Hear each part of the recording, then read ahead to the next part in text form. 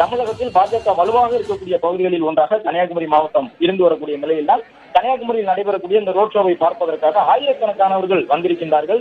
பிரதமர் நரேந்திர மோடி அவர்களிடையே வலம் வந்து தற்போது ஆதரவை திரட்டி வருகின்றார். ஏற்கனவே நேற்று பிரதமர் நரேந்திர மோடி தமிழகத்தில் இருக்கக்கூடிய பாஜகவினுடைய முக்கியமான நிர்வாகிகள் பங்கேற்றிருந்த ஆலோசனை கூட்டத்தை காணொலி காட்சி வாயிலாக நடத்தியிருந்தார். அந்த ஆலோசனை கூட்டத்தில் திமுகவிற்கு எதிரான கடுமையான கருத்துக்களை பிரதமர் முன்வைத்திருந்தார். தேசிய ஜனநாயக கூட்டணி ஆட்சிக்கு வந்தால் தமிழகத்திலே வழக்கை எதிர்கொண்டிருக்கக்கூடிய அனைத்து திமுக அமைச்சர்களையும் சட்டப்படி நடவடிக்கை எடுத்து சிறைக்கு அனுப்புவோம் என்று சொல்லியிருந்தார். அது மட்டுமல்லாமல் திமுக நிறைவேற்றாத வாக்குறுதிகள் என்ன என்பதை பட்டியலிட்டு பாஜகவை சார்ந்தவர்கள் தமிழ்நாடு முழுவதும் தேர்தல் பரப்புரையை தீவிரப்படுத்த வேண்டும் என்று காரியகர்த்தா என்று பாஜகவினுடைய கட்டமைப்பில் அழைக்கப்படக்கூடிய தேர்தல் பொறுப்பாளர்கள் பூத் அளவிலான பணியாளர்களுக்கு நேற்று ஒரு முக்கியமான உத்தரவினை பிரதமர் பிறப்பித்திருந்தார். கிட்டத்தட்ட ஒரு மணி நேரம் அந்த காணொலி காட்சி வாயிலான ஆலோசனை கூட்டம் நடைபெற்றிருந்தது. தமிழகத்தின் பல்வேறு இடங்களில் இருந்தும் நிர்வாகிகள் இணைந்து அவர்கள் சில கருத்துக்களை சொல்லியிருந்தார்கள். பிரதமர் அவர்களுக்கெல்லாம் அறிவுறுத்தல் வழங்கியிருந்தார். அந்த அடிப்படையில் தமிழகத்திற்கு நடைபெறக்கூடிய இந்த தேர்தல் முக்கியத்துவம் வாய்ந்ததாக பாஜகவின் தேசிய தலைமை பார்க்கின்றது. தொடர்ந்து பதிவிடக்கூடியது மேற்கு வங்க மாநிலத்திலே ஆட்சி மாற்றத்தை ஏற்படுத்துவதற்கு பாஜக எவ்வளவு முக்கியத்துவம் தருகின்றதோ அதே போன்ற ஒரு முக்கியத்துவத்தை தமிழ்நாட்டிற்கும் தந்து இருக்கின்றது இந்த தேர்தலை பொறுத்தவரை. அந்த அடிப்படையில் தான் பிரதமர் தமிழக தேர்தல் களத்திலே எப்படியும் தேசிய ஜனநாயக கூட்டணி வெற்றி பெற வேண்டும், பாஜக அங்கம் பெற்றிருக்கக்கூடிய அந்த தேசிய ஜனநாயக கூட்டணி வெற்றி பெற்று முதலமைச்சராக எடப்பாடி பழனிசாமி வர வேண்டும் என்று தேர்தல் பரப்புரையில் ஈடுபட்டு வருகின்றார். இன்றும் கூட அதை ஒட்டிதான் எடப்பாடி பழனிசாமி அவர்களோடு இந்த பரப்புரை பயணத்தை ரோட் ஷோ முறையிலே பிரதமர் மேற்கொண்டிருக்கின்றார்.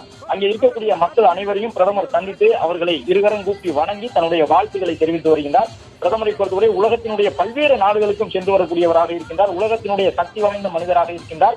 அந்த அடிப்படையில் பிரதமருக்கான பாதுகாப்பு ஏற்பாடுகள் மிகவும் நுட்பமான எஸ்பிஜி போன்ற பாதுகாப்பு படைக்குழுவினர் எவ்வாறு பிரதமருக்கு பாதுகாப்பு வழங்குவார்கள் என்பது அனைவருக்கும் தெரியும். அப்படி இருக்கும் பொழுது இதுபோன்று தேர்தல் காலங்களிலே பிரதமரை நெருங்கி சென்று பார்ப்பதற்கான ஒரு வாய்ப்பு இருக்கின்றது என்ற அடிப்படையில் தான் பல மூத்த தலைவர்களும் பிரதமரோடு இணைந்து இந்த ரோட் ஷோ முறையிலே பயணம் செய்து வருகின்றார்கள்.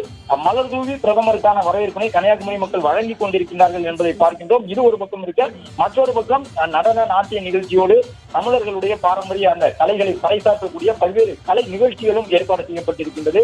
பாஜக சார்பிலும் அதே போன்று அதிமுக உள்ளிட்ட கூட்டணி கட்சிகள் சார்பிலும் கலை நிகழ்ச்சிகள் ஏற்பாடு செய்யப்பட்டிருக்கின்றன. அவற்றின் அடிப்படையில் அந்த கலை நிகழ்ச்சிகளை நடத்தி பிரதமர் நரேந்திர மோடிக்கு அவர்கள் உற்சாக வரவேற்பினை வழங்கிக் கொண்டிருக்கின்றார்கள். அதிமுக பொதுச் செயலாளர் எடப்பாடி பழனிசாமியும் பிரதமரோடு நின்று இருகரம் கூப்பி வணங்கி வாக்காளர்களை சந்தித்து தற்பொழுது வாக்குகளை திரட்டி வருகின்றார்கள். பாஜக கூட்டணி, அதாவது தேசிய ஜனநாயக கூட்டணி என்பது தமிழகத்திலே அதிமுக தலைமையிலும் இந்திய அளவிலே பாஜக தலைமையிலும் அமைந்திருக்கின்றது. கன்னியாகுமரி மாவட்டத்திலே பாஜக செல்வாக்காக இருக்கக்கூடிய சூழலில் அதிமுக உள்ளிட்ட கட்சிகளும் கூட்டணியில் இடம்பெற்று போட்டியிடுகின்றார்கள். இந்த நிலையில் தான் பிரதமர் நரேந்திர மோடி அங்கே தொண்டர்கள் வழங்கக்கூடிய அந்த அன்பளிப்புகளையும் ஏற்றிக் கொண்டிருக்கின்றார் என்பதை பார்க்கின்றோம். பல்வேறு நபர்கள் கன்னியாகுமரி மாவட்டத்தினுடைய அந்த முக்கியத்துவத்தை பறைசாற்றக்கூடிய விதமாக பல பரிசுகளை பிரதமருக்கு வழங்கியிருக்கின்றார்கள். அது மட்டுமல்லாமல் பிரதமருக்கு அந்த பரிசு பொருட்களை வழங்கி பிரதமரிடமிருந்து அவர்கள் கையெழுத்து பெற்று அந்த ஆட்டோகிராஃப் முறையில் அந்த கையெழுத்தை பெற்று மகிழக்கூடிய அந்த காட்சிகளையும் பார்த்துக் கொண்டிருக்கின்றோம். பிரதமர் எப்பொழுதுமே தமிழகத்திற்கு வந்தால் தமிழகத்தினுடைய பாரம்பரியத்தை பறைசாற்றக்கூடிய வகையிலான ஆடை அணிவது வழக்கம். அதன் அடிப்படையிலே இன்றும் கூட அதே போன்ற ஒரு பயணத்தை தான் பிரதமர் அவர்கள் மேற்கொண்டிருக்கின்றார். அதே வழக்கமான உற்சாகத்தோடு பிரதமர் காணப்படுகின்றார் என்பதையும் பார்க்கின்றோம். அதாவது இந்த முறை தமிழகத்தில் ஆட்சி மாற்றத்தை உறுதியாக ஏற்படுத்த வேண்டும் என்பது பிரதமருடைய முக்கியமான நோக்கமாக இருக்கின்றது. குறிப்பாக நேற்று நடைபெற்ற அந்த காணொலி காட்சி வாயிலான ஆலோசனை கூட்டத்திலே பாஜகவினுடைய அதிமுக்கிய நிர்வாகிகளுக்கிடையே பேசியிருந்த பிரதமர் தமிழகத்திலே திமுக கூட்டணியிலே ஒரு தொய்வு இருப்பதாக ஒரு முக்கியமான கருத்தை பகிர்ந்திருந்தார். தனக்கு வந்து தேர்ந்தெடுக்கக்கூடிய செய்தி அடிப்படையிலே திமுக கூட்டணியிலே தற்பொழுது தேர்தல் நெருங்கி இருக்கக்கூடிய சூழலில் ஒரு தொய்வு ஏற்பட்டிருக்கின்றது. இந்த தொய்வை நீங்கள் சரியாக பயன்படுத்திக் கொள்ள வேண்டும். அதிமுக உள்ளிட்ட கட்சிகளோடு இணைந்து நீங்கள் தேர்தல் பணியை விரைவுபடுத்த வேண்டும் என்கின்ற ஒரு கருத்தை பிரதமர் சொல்லியிருந்தார். அந்த அடிப்படையிலே பிரதமர், உள்துறை அமைச்சர் உள்ளிட்டவர்களுக்கெல்லாம் பல்வேறு வகையிலாக உளவு தகவல்கள் வழங்கப்படும். வாக்காளர்களுடைய மனநிலை எவ்வாறு இருக்கின்றது, தேர்தல் பரப்புரை தொடங்கி நடக்க வாக்காளர்களுடைய மனநிலையிலே எந்த மாதிரி மாற்றங்கள் ஏற்படுகின்றன என்பதையெல்லாம் நுட்பமாக உளவுத்துறை மூலமாக பிரதமர், உள்துறை அமைச்சர் உள்ளிட்டவர்கள் பெற்று வருவார்கள். அந்த அடிப்படையிலே நேற்று பிரதமர் தமிழ்நாட்டு அரசியல் களம் தொடர்பாக சொல்லியிருந்த ஒரு தகவல் முக்கியமானதாக அதிமுக கூட்டணியில் பார்க்கப்படுகின்றது. அந்த அடிப்படையில் எதிர்தரப்பில் இருக்கக்கூடிய கூட்டணியில ஒரு தொய்வு ஏற்பட்டிருக்கின்றது. தலைவர்களுக்கு இடையிலே சில சிக்கல்கள் இருக்கின்றன என்பதாக பிரதமர் வெளிப்படையான ஒரு கருத்தை சொல்லியிருந்தார். அதை பயன்படுத்திக் கொள்ள வேண்டும் என்றும் சொல்லியிருந்தார். அந்த அடிப்படையில் தான் இன்று குமரிக்கு வந்திருக்கக்கூடிய பிரதமர் ஒரு உற்சாகத்தோடு காணப்படுகின்றார். தமிழகத்தை மீண்டும் தேசிய ஜனநாயக கூட்டணி கையகப்படுத்துவதற்கான ஒரு வாய்ப்புள்ள தேர்தலாக இந்த தேர்தல் அமையும் என்கின்ற எதிர்பார்ப்போடு பிரதமர் வலம் வருகின்றார் என்பதை பார்க்கின்றோம். அதிமுக பொதுச் செயலாளர் எடப்பாடி பழனிசாமியும் தொடர்ந்து தேர்தல் பரப்புரையில் ஈடுபட்டுக் கொண்டிருக்கின்றார். கடந்த ஒரு 4 மாதமாக தமிழகம் முழுவதும் அவர் சுற்றுப்பயணம் செய்து கொண்டிருக்கின்றார். இறுதிக்கட்ட பரப்புரையை தொடங்கிவிட்டார்.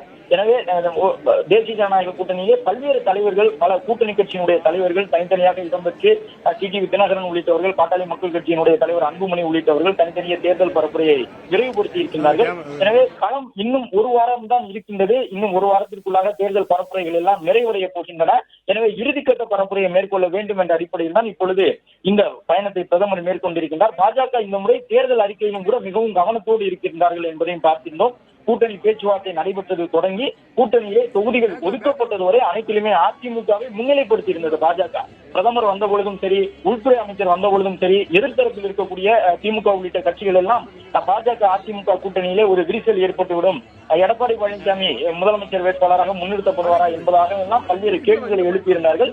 வெளிப்படையாக இப்பொழுது எடப்பாடி பழனிசாமி அவர்கள் கூட தன்னுடைய தேர்தல் பரப்புரையிலே கூறி வந்தார், என்னுடைய தலைமையில் அதிமுக தலைமையில் தான் கூட்டணி என்பதை பிரதமரும் உள்துறை அமைச்சருமே அறிவித்து விட்டார்கள். அதுவே அதிமுக உள்ளிட்ட கூட்டணி கட்சியினருக்கு ஒரு மிகப்பெரிய ஆதரத்தை ஏற்படுத்தி இருக்கின்றது. நாங்கள் கூட்டணி உடன்பாடு உள்ளிட்டவற்றை எல்லாம் அதிமுக தலைமையிலே மேற்கொண்டிருந்தோம் என்று சொல்லியிருந்தார். அதன் அடிப்படையில் தான் நேற்று பாஜக சார்பில் வெளியிடப்பட்டிருந்த தேர்தல் அறிக்கையில் கூட தமிழகத்திலே பாஜகவினுடைய சித்தாந்தங்கள் அடிப்படையில் அதிமுகவிற்கும் பாஜகவிற்கும் இடையிலே சில விஷயங்களில் கருத்து முரண்கள் இருக்கலாம். ஆனாலும் கூட அதுபோன்று கருத்து முரண்கள் ஏற்பட்டுவிடக் கூடாது என்ற அடிப்படையில் நேற்று பாஜக வெளியிட்டிருந்த தேர்தல் அறிக்கையிலே ஒரு சில வாக்குறுதிகள் சுட்டிக்காட்டப்பட்டிருந்தன. சில அதிமுகவோடு முரண்படக்கூடிய வாக்குறுதிகளாக இருக்கக்கூடும் என்று எதிர்பார்க்கப்பட்ட வாக்குறுதிகளை பாஜக முழுவதுமாக நேற்று புறக்கணித்திருந்தது. அந்த அடிப்படையில் அவர்களிடம் முக்கிய தலைவராக இருக்கக்கூடிய அண்ணாமலையிடம் ஒரு கேள்வி எழுப்பப்பட்டது. ஒரு சில விஷயங்கள் பாஜகவின் தேர்தல் அறிக்கையில் குறிப்பிடப்படவில்லை என்ற பொழுது அண்ணாமலை நேற்றே தெளிவாக சொல்லியிருந்தார், எங்களுடைய முதலமைச்சர் வேட்பாளர் எடப்பாடி பழனிசாமி, எங்களுடைய கூட்டணி என்பது அதிமுக தலைமையிலான கூட்டணி. எனவே அதிமுக வெளியிட்டிருக்கக்கூடிய தேர்தல் அறிக்கை தான் எங்களுடைய தேர்தல் அறிக்கை. மத்திய அரசாக நாங்கள் மாநில அரசாங்கத்திற்கு எந்தெந்த உதவிகளை செய்வோம் என்ற அடிப்படையில் மத்திய அரசாங்கத்தினுடைய உதவிகள் எவ்வாறு இந்த அரசு அமைந்தால் இருக்கும் என்பதுதான் எங்களுடைய தேர்தல் அறிக்கையை தவிர மற்றபடி இந்த மொழிக் கொள்கை, கல்வி உரிமை, தேர்வுகள் தொடர்பான நிலைப்பாடு உள்ளிட்டவை எல்லாம் அதிமுக எடுத்திருக்கக்கூடிய நிலைப்பாடு தான் எங்கள் நிலைப்பாடு. அதிமுக தேர்தல் அறிக்கையோடு உடன்படக்கூடியதுதான் எங்களுடைய தேர்தல் அறிக்கை. பாஜக தனிப்பட்ட முறையில் மத்திய அரசாக இருக்கக்கூடிய நிலையில் தமிழகத்திற்கு என்ன செய்ய போகின்றது என்பதை தெளிவுபடுத்துவதற்காகத்தான் நாங்கள் அதை மட்டும் தனியாக தேர்தல் அறிக்கையாக வெளியிட்டிருக்கின்றோம் என்று சொன்னார்கள். எனவே அதிமுக பாஜக இணைந்திருக்கக்கூடிய இந்த தேசிய ஜனநாயக கூட்டணி பிரதமர், உள்துறை அமைச்சர் உள்ளிட்டவர்களுடைய தலையீட்டின் அடிப்படையிலே எந்த வகையும் தொண்டர்களுக்கிடையே அதிமுக பாஜக உள்ளிட்ட கட்சிகளின் நிர்வாகிகளுக்கிடையே தொண்டர்களுக்கிடையே சித்தாந்த அடிப்படையிலோ அல்லது திட்டங்கள் அடிப்படையிலோ குழப்பத்தை ஏற்படுத்திவிடக் கூடாது என்பதற்காக இப்பொழுது கூட பிரதமரை பார்க்கின்றோம். உற்சாகத்தோடு அந்த தாமரை மலரை கையில் ஏந்தி தாமரை மலரோடு வலம் வந்து வாக்கு சேகரித்து வருகின்றார் என்பதை பார்க்கின்றோம். இரண்டு பக்கமும் அங்கே இருக்கக்கூடிய தொண்டர்களுக்கு நோக்கி தாமரை இதழை எடுத்துக்காட்டி பிரதமர் நரேந்திர மோடி வாக்குகளை சேகரித்து வருகின்றார். மற்றொரு பக்கம் அதிமுக பொதுச் செயலாளர் எடப்பாடி பழனிசாமியும் பிரதமரோடு நின்று அங்கே இருக்கக்கூடிய முக்கிய நிர்வாகிகளுக்கு வணக்கம் கூறி வாக்குகளை சேகரித்து வருகின்றார்கள் என்பதை பார்க்கின்றோம். எனவே இந்த தேர்தல் தேசிய ஜனநாயக கூட்டணிக்கு ஒரு உற்சாகம் தரக்கூடிய தேர்தலாக அமைந்திருப்பதாக அந்த கட்சியினுடைய முக்கிய தலைவர்கள் சொல்லக்கூடிய கருத்துக்களை பார்க்க முடிகின்றது. கருத்து கணிப்புகள் அதிகாரப்பூர்வமாக இல்லாவிட்டாலும் பல்வேறு கருத்து கணிப்புகளும் வலம் வருகின்றன. அதில் ஒரு சில கருத்து கணிப்புகள் ஒரு வகையாக இருந்தாலும் பெரும்பாலான கருத்து கணிப்புகள் அதிமுக கூட்டணிக்கும் சாதகமாக இருக்கக்கூடிய விதமாக வருகின்றது. எனவே அவற்றையெல்லாம் முன்வைத்து பாஜகவோடு முக்கிய தலைவர்களை எல்லாம் அதிக அளவில் தமிழகத்திற்கு வரவழைத்து இறுதிக்கட்ட பரப்புரையை தீவிரப்படுத்த வேண்டும் என்று அதிமுக தலைமை திட்டமிட்டிருக்கின்றது. அந்த அடிப்படையில் தான் பல மத்திய அமைச்சர்கள் தமிழகத்திற்கு வந்திருக்கின்றார்கள். பியூஷ் கோயல் மத்திய அமைச்சர் எல்லாம் தமிழகத்திற்கான தேர்தல் பொறுப்பாளராக இருக்கின்றார். அவரெல்லாம் கடந்த ஒரு 25 நாட்களாக தமிழ்நாட்டிலேயே தங்கியிருந்து தேர்தல் பணியை செய்து கொண்டிருக்கின்றார். ஒவ்வொரு நாளும் திமுக கூட்டணியில் பல கட்சிகள் இடம்பெற்றிருக்கின்றன. அதே போன்று இந்த தேசிய ஜனநாயக கூட்டணியிலே பல மத்திய அமைச்சர்கள் வந்து அவர்கள் தங்களுடைய கருத்துக்களை எல்லாம் பேட்டியாக வழங்கிக் கொண்டிருக்கின்றார்கள். திமுக தலைவராக இருக்கக்கூடிய முதலமைச்சர் சொல்லக்கூடிய கருத்துக்களுக்கு உடனுக்குடன் மறுப்புரை சொல்லப்படுகின்றது. நிதியமைச்சர் நிர்மலா சீதாராமன் உள்ளிட்டவர்கள் எல்லாம் முழுமூச்சாக தமிழக அரசியல் களத்தில் தற்பொழுது உடனுக்குடன் பதிலடி தரக்கூடிய விதமாக தங்களுடைய தேர்தல் கால பணியை மேற்கொண்டு வருகின்றார்கள் என்பதையும் தொடர்ந்து பார்க்க முடிகின்றது.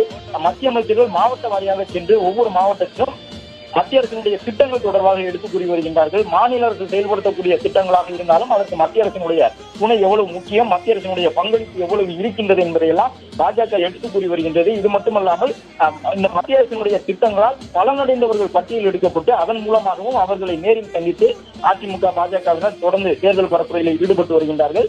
ஏனென்றால் திராவிட மாடல் அரசு என்பது முழுக்க முழுக்க மத்திய அரசுக்கு எதிராக பல்வேறு கருத்துக்களை முன்வைத்திருக்கின்றார்கள். முதலமைச்சர் முன்வைத்திருக்கக்கூடிய கருத்துக்கள் இந்திய அளவில் பேசப்படுகின்றன. அது ஒரு பக்கம் இருக்கின்றது. என்றாலும் திராவிட மாடல் அரசு என்பது மத்திய அரசு தமிழகத்திற்கு போதுமான நிதியை வழங்கவில்லை என்பதை ஒரு முதன்மையான குற்றச்சாட்டாக முன்வைத்துக் கொண்டிருக்கின்றது.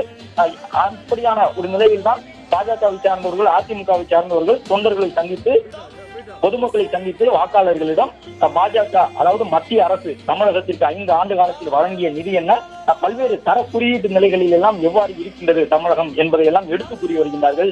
கல்வி நிதி தொடர்பாக மாநில அரசு சொல்லக்கூடிய கருத்துக்களை சொல்லி அதில் உண்மை நிலை என்ன என்பதை தங்கள் தரப்பு விளக்கமாக பிரதமர் நரேந்திர மோடி உள்ளிட்டவர்கள் பாஜகவுடைய முக்கிய தலைவர்கள் கூறி வருகின்றார்கள். எனவே திமுக தரப்பில் முன்வைக்கக்கூடிய முக்கியமான விமர்சனங்களான மத்திய அரசு எங்களுக்கு போதுமான நிதியை தமிழகத்திற்கு வழங்கவில்லை, தமிழகத்திற்கு வழங்கப்படக்கூடிய நிதி பகிர்வு என்பது போதுமானதாக இல்லை, முக்கியமான திட்டங்களுக்கு நிதியை வழங்காததன் காரணமாக நாங்கள் நிதி சுமையை எதிர்கொண்டிருக்கின்றோம் என்பதாக பல்வேறு வாக்குறுதிகளை, பல்வேறு குற்றச்சாட்டுகளை மத்திய அரசை நோக்கி திமுக தலைவர், முதலமைச்சர் உள்ளிட்டவர்கள் எல்லாம் முன்வைத்து வரக்கூடிய நிலையில் அதற்கு பதிலடி தரக்கூடிய விதமாகத்தான் பாஜக திட்டமிட்டு மத்திய அரசினுடைய துணையில் செயல்படுத்தப்படக்கூடிய திட்டங்கள் என்ன, எவ்வளவு நிதியை தமிழகத்திற்கு வழங்கி இருக்கின்றார்கள் என்பதையெல்லாம் தொடர்ந்து எடுத்து கூறி வருகின்றார்கள். எனவே பாஜகவை பொறுத்தவரை எடப்பாடி பழனிசாமி அதிமுக என்கின்ற ஒரு வலிமையான கட்சியினுடைய பொதுச் செயலாளராக இருக்கக்கூடியவர், அவரை முன்னிறுத்தி இந்த தேர்தலை சந்திக்கின்றார்கள்.